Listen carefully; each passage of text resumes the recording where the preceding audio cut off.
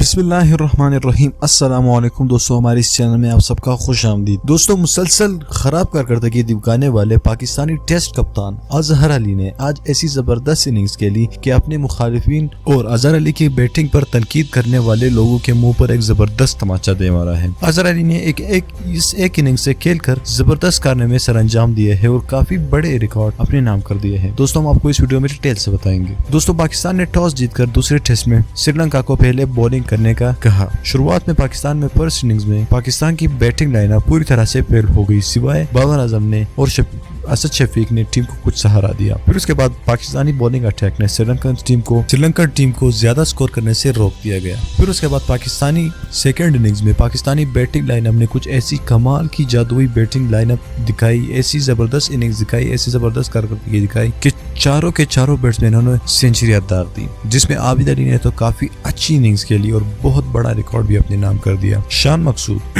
جس پر تنقید ہو رہی تھی، انہوں نے بھی اچھی اننگز کھیلی۔ پھر اس کے بعد اظہر علی اور بابر اعظم جو ہمارے ہیرو ہے، دونوں نے زبردست اننگز کھیلی اور اظہر علی نے کراچی نیشنل اسٹیڈیم میں راہل ڈراوڈ کا ریکارڈ بھی توڑ دیا ہے۔ راہل ڈراوڈ نے 2006 میں نیشنل اسٹیڈیم کراچی میں سب سے زیادہ اسٹرائک ریٹ پر سینچری بنائی تھی، تو اس نے اظہر علی نے آج وہ ریکارڈ بھی توڑ دیا ہے راہل ڈراوڈ کا۔